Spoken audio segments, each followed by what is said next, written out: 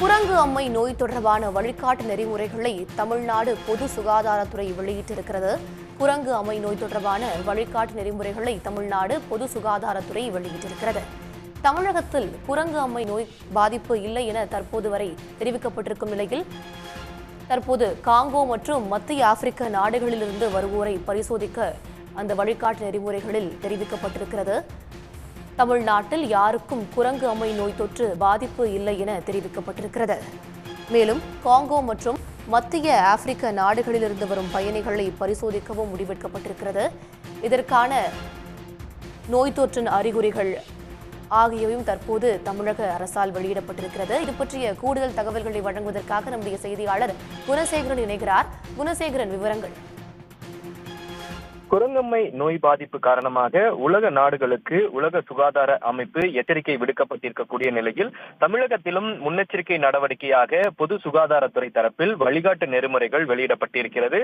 அது குறிப்பாக குரங்கம்மை நோய் பாதிப்பு மனிதர்களிடையே எளிதில் பரவாது எனவும், அதே போன்று நோய் பாதிப்பு இருக்கக்கூடிய நபர்களிலிருந்து மற்றவர்களுக்கு எளிதாக பரவக்கூடிய ஒரு சூழல் இருப்பதாகவும், நோய் ஒருவர் உயிரிழக்கக்கூடிய வாய்ப்பு இருப்பதாக உலக சுகாதாரத்துறை எச்சரிக்கை விடுத்திருக்கிறது. அதே போல ஆப்பிரிக்க நாடுகள் மட்டுமல்லாமல் 100க்கும் மேற்பட்ட நாடுகளில் பரவ தொடங்கியிருக்கக்கூடிய இந்த குரங்கம்மை பாதிப்பின் காரணமாக உலக சுகாதார அமைப்பு ஒவ்வொரு நாடுகளுக்கும் அந்த எச்சரிக்கை விடுக்கப்பட்டிருக்கிறது. இந்த நிலையில் தமிழகத்தில் அந்த குரங்கம்மை நோய் பாதிப்பிலிருந்து முன்னெச்சரிக்கை நடவடிக்கை மேற்கொள்வதற்கான வழிகாட்டு நெறிமுறைகளை பொது சுகாதாரத்துறை இயக்குநர் செல்வ விநாயகம் வெளியிட்டிருக்கிறார்.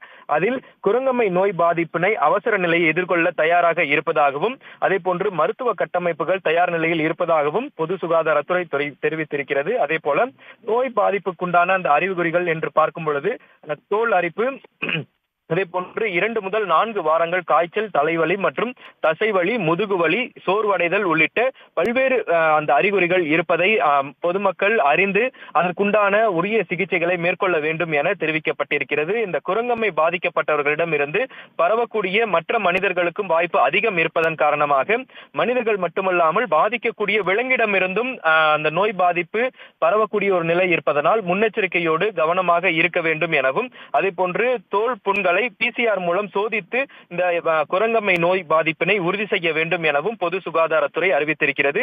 21 நாட்களுக்குள் பாதிக்கப்பட்ட நாடுகளிலிருந்து பயணம் செய்திருக்கக்கூடிய இந்த நபர்கள் தமிழகம் வரும் பொழுது விமான நிலையங்களிலும் அதே போன்று துறைமுகங்களிலும் உரிய பரிசோதனையினை மேற்கொள்ள வேண்டும் என பொது சுகாதாரத்துறை இயக்குநர் தெரிவித்திருக்கிறார். அதே போல காங்கோ ஜனநாயக குடியரசு மற்றும் மத்திய ஆப்பிரிக்க நாடுகளிலிருந்து வரக்கூடிய இந்த பயணிகளுக்கு கட்டாயம் இந்த பரிசோதனையினை மேற்கொள்ள வேண்டும் என பொது சுகாதாரத்துறை இயக்குநர் தெரிவித்திருக்கிறார். அதே போல விமான நிலையங்களிலும் அதே போன்று துறைமுகங்களிலும் நோய் பாதிப்புக்குண்டான அறிகுறி இருக்கக்கூடிய அந்த நபர்களையும் கண்டறிய வேண்டும், அதற்குண்டான அந்த ஸ்கிரீனிங்களை செய்து வழங்க வேண்டும் எனவும் அங்கு இருக்கக்கூடிய மருத்துவ அதிகாரிகளுக்கும் மருத்துவ நிபுணர்களுக்கும் அறிவுறுத்தப்பட்டிருக்கிறது. இந்த அறிவிப்பு ஒவ்வொரு மாவட்டங்களிலும் இருக்கக்கூடிய மாவட்ட அதிகாரிகளுக்கும் அதே போன்று சுகாதாரத்துறை அதிகாரிகளுக்கும் பொது சுகாதாரத்துறை தரப்பிலிருந்து அறிவுறுத்தலாக செல்வ விநாயகம் அறிவித்திருக்கிறார்.